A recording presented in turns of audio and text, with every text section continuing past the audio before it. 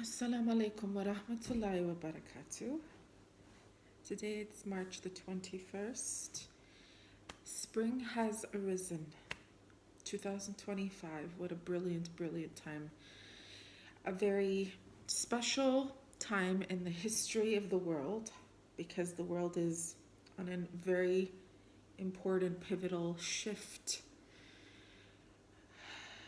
The collective is going through a lot of change internally and externally, and it's very important to be in tune with yourself and your spiritual self through this extreme shift that we've been experiencing the past several 5 years in particular, and we're going to keep experiencing some huge changes. So I've been awake since 4 in the morning, which is the usual for me. Not every day, but every so often, which is every other day or something of that nature. But you get my point. Because I love my sleep. I'm an 8-hour sleeper. If I don't get my 8 hours of sleep, I don't function properly. So listen to the Quran, prayers, journaling. Very important, ladies and gentlemen.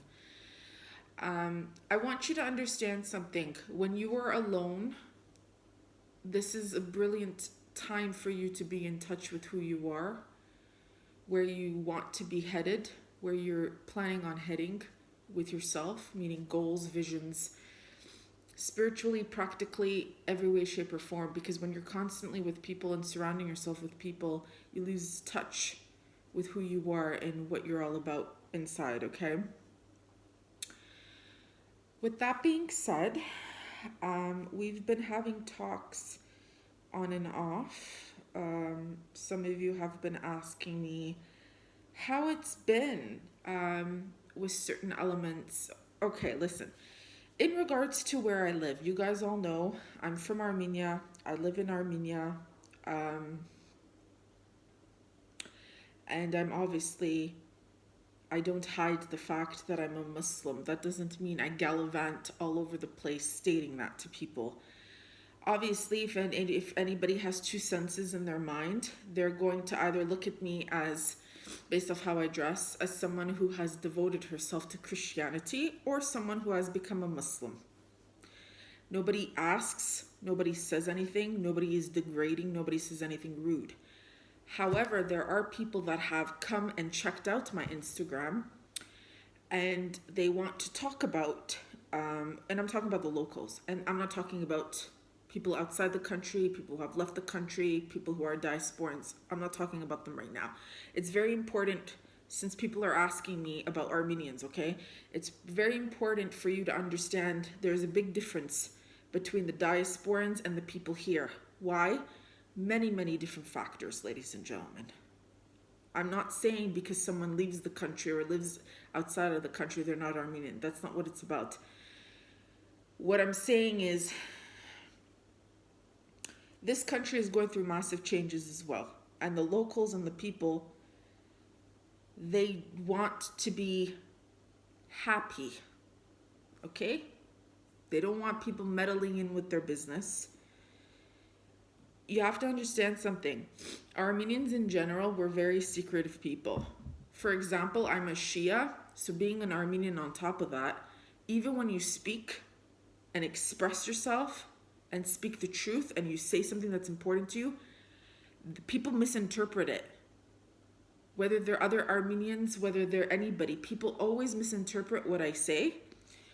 They digest, they only take in what they understand, and what they understand is what they know about themselves. That's it. Not a lot of people have that ability to comprehend what another person is telling them. It's an ability that not everybody has, especially in the Armenian communities outside of here. So I don't get into details with people.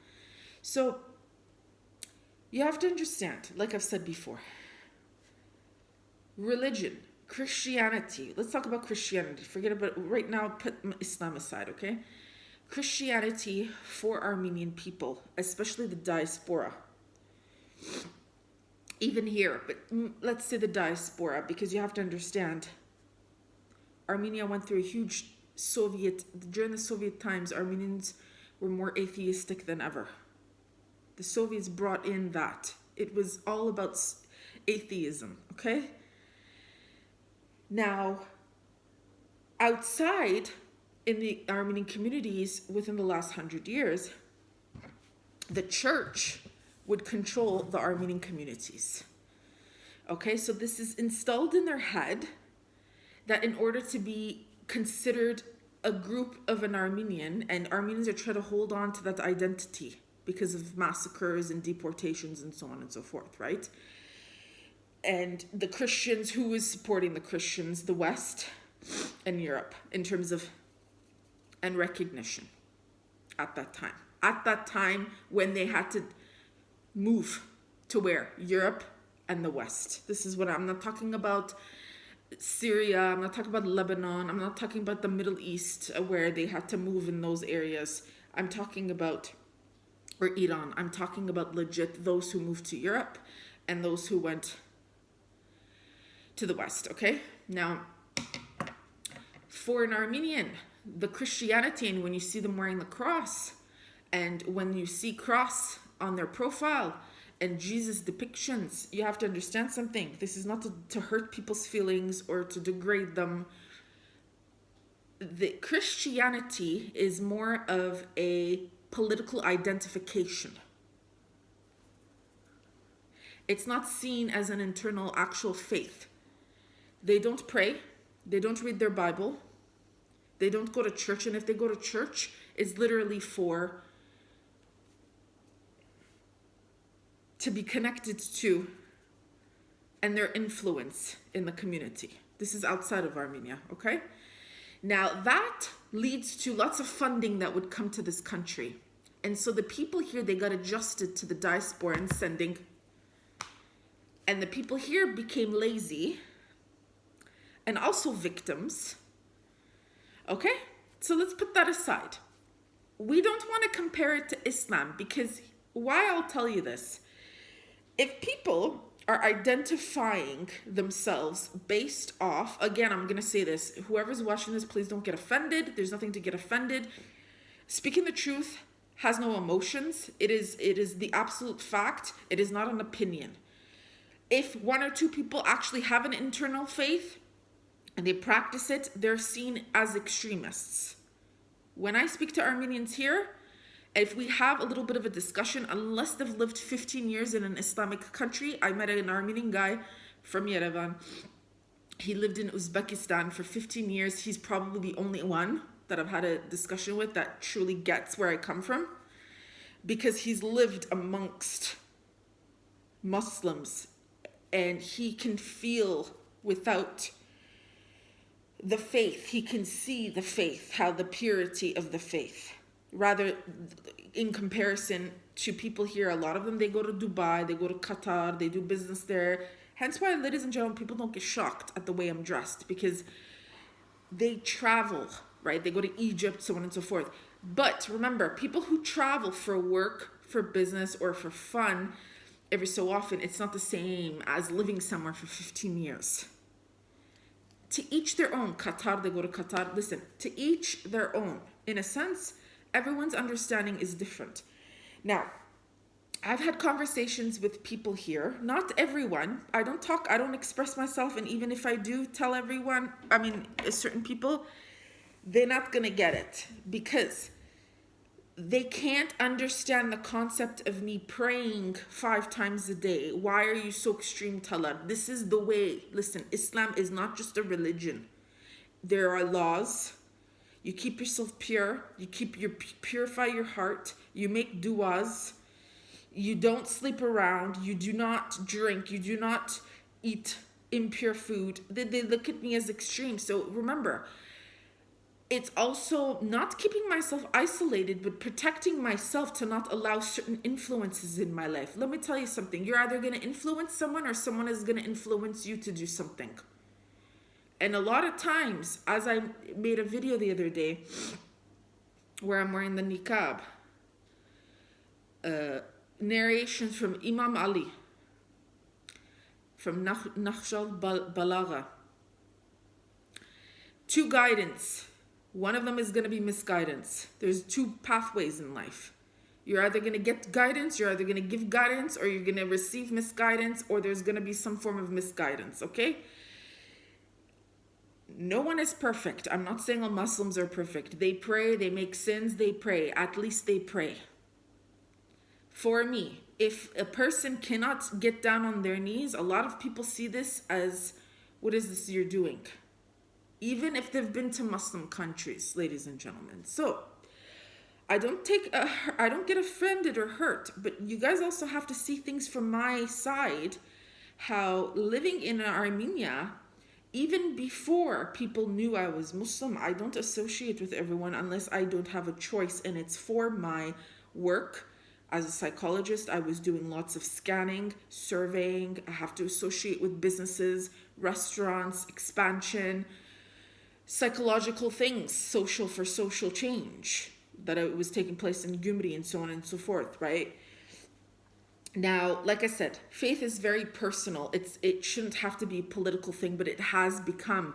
Hence why when someone sees me through an Armenian lens, they think either I'm a prostitute.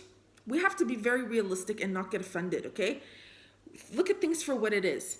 And when they see I'm not a prostitute, which a lot of people have noticed, okay, this is not what she is. This is not a joke. This is not acting. The second one they think is I'm a spy or an agent. A lot of Turks think I'm an agent for Armenians. A lot of Armenians think I'm an agent for the Turks. So being a Shia and being a Muslim and being me in general, it causes confusion to people. And that's not my responsibility. What I do for me is for my path in life. As someone who is an orphan, doesn't have family, doesn't have anything, I choose my friends very wisely. Okay? I'm here to not really bring changes per se, but to allow people to feel peaceful and comfortable being able to practice their spirituality in a liberated freedom, sense of freedom, okay? There's a timing for everything. Everything is for a reason. Now, with that being said, I have to protect my space. I have to protect my environment. So the minute I sense even people who claim to be accepting me, any type of threat that, okay, being a Muslim goes against being an Armenian, or, their personal opinions that don't do anything, but which they don't have a right to say. They can keep their personal opinions to themselves. But when you're getting in my space, there's going to be a block. And I cut people off instantly, no remorse. And I give it to God because it's not my business. In that moment, I look at things as God sent me this person for them to be able to comprehend. And if they cannot comprehend, maybe 5 years, 10 years down the road, they'll start to understand certain elements, okay?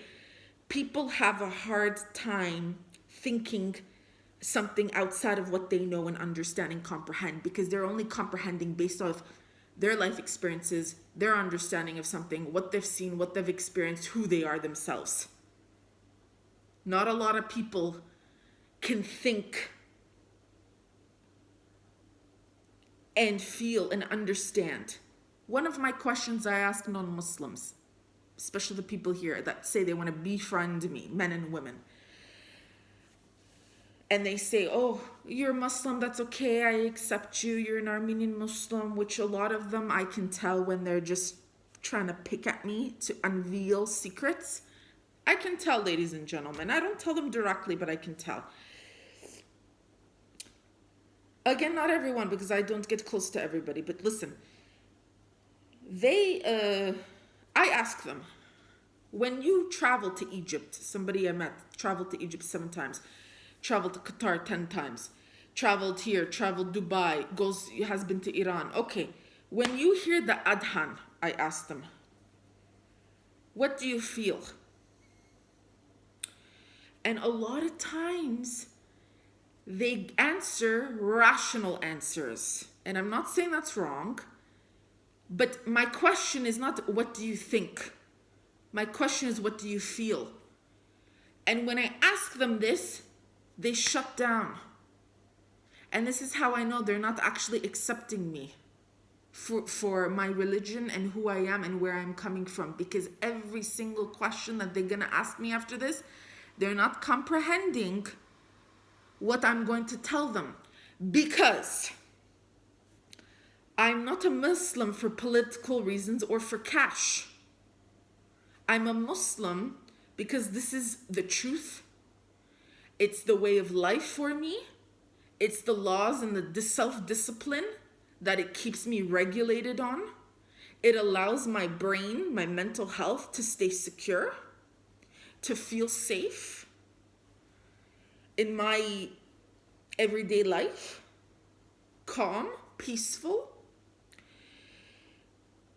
If my prayer, my 5 daily prayers, oh Talar, that's a little extreme. Why can't you just in the car? That's a dua, sweetheart. That's not a yergir bakutun. That is not getting down on your knees and submitting yourself to Allah. People don't understand there is a physical and spiritual connectivity when you're on your knees and you're submitting your head to the floor and you're giving away your burdens to the Most High. You're giving it away. You're not holding on. Hence why this is a feel. You have to feel. Okay, you have to feel. So these are one questions. These are one time, like I said, the one from Uzbekistan, when I asked him, when you lived in Uzbekistan, when you heard the adhan for the first time, what did you feel? He was the only one who answered me. He said to me, I felt so calm. It was, even though I couldn't understand the words, what is being said, he goes, I learned it after. The first time, he's like, I had never heard it, so I didn't know what was happening. I didn't know what this was. He goes, because a lot of people, they watch, these movies, the Western movies, they watch Netflix, they think, Allahu Akbar, and then a bomb goes off. He goes, but I was, like, the very first time I heard it, he goes, I felt like my soul was being purified. My heart, it was like everything internally was being released out of me. All my nerves, all my fears was being, My question, what did you feel? And then a lot of other people that shut down to these things, they give answers of, well, I don't understand it. Because it's not my language. I don't speak the language, so I didn't understand. Then I go back and I ask again, but what did you feel? It's not about understanding the word, the feel. What did you feel inside? They don't know how to answer. So from there, I know, ladies and gentlemen, not to give out too much about my own spiritual self, because they're not gonna understand. Okay, so I'm very keenly aware, I'm self-aware, I mean, I live alone, I've always lived alone, how much information to give out and to whom, because whatever I say after will be held against me, because they don't understand, because they're on a completely different wavelength of understanding. Okay, now, change the subject into more politics, in a sense of things with Turkey. There was a conversation going on here in regards to, okay, well, Erdogan, Turkey needs to accept the Armenian genocide. So we gave land to Azerbaijan. This is all propaganda, so on and so forth. If Erdogan or any other Turkish president ever accepted the Armenian genocide, they do know that portions of the land would have to go back to Armenians. And if they did, if they didn't, let's say, 90%, if not more, of all Armenians, especially from here, would move to Turkey. This is a fact, including me. Because our origins, my origins, both sides of my family, roots, we are Anatolian. We are not from modern day state. People fled this side. Even during Soviet times, before Soviet times, they fled this side, okay? We still have both sides of my family, from my mother's side, from Sasun, we still have land. Father's side of the family, Rize, we still have property. Believe it or not. I would even go myself too. Of course I would. I would sell my apartment here in Gyumri and I would go there. it is what it is. When we had war with Azerbaijan, during the war, after the war, do you know how many Armenians left Armenia and went to Turkey? Illegally. Do you know how many Armenians live in Turkey illegally now? Ladies and gentlemen. They're living in with Turks. They're living in illegally in Turkish people's homes. They're being taken care of by the Turks. I mean, we have to be realistic and look at things for what it is, not what our emotions or our feelings or something that happened 100 years ago, which is not the full fact. We all know the Armenian genocide happened. We also know that other genocides happened, so we shouldn't have to boast and live in the United States where 20 million Native Indians were killed, Native Americans were killed, and not give fact to that. Not give. When I lived in Canada, do you know how many Native Canadian communities I was in to support? How can I preach my ancestors this and this and this? They were victims of genocide and shit on, pardon my French, live in a country that did the same thing to the natives. I mean, hypocritical or what? Do you believe in God? Do you believe in justice? Because if you do, you shouldn't have to live in a country and not give back to the people that were... Come on. We have to be realistic. And a lot of the reasons why the Armenian genocide happened, ladies and gentlemen, because Armenians were at fault. And I'm not saying people deserve, as a mass group of people, to be persecuted or kicked out of their country. But you have to understand something.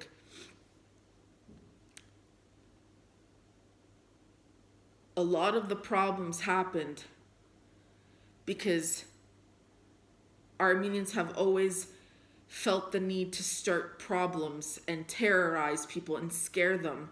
And then what happens is innocent civilians get murdered for a few big mouth people terrorizing. Words, actions, deeds, whatever it is, okay? Don't get hurt at what I'm saying. These are the facts. These are the facts. So if you don't want any more civilians, which a lot of people that come on my page and start terrorizing things, if you don't want innocent civilians to get killed, mind your own freaking business, because you've left the country a long time ago. So you are safe in your little America. Anyways, ladies and gentlemen, I don't even know if this is all going to be posted because it only 15 minutes. But yeah, so... yeah, religion is seen as politics. Faith is seen as, it's very personal. People don't get it. So I just don't share my life with everyone. So I hope this answered. I'm sure it did. If it didn't, there's certain factors. Like I said, Shias in particular were misunderstood by everyone. And that's that, okay? Take care. I don't want to say too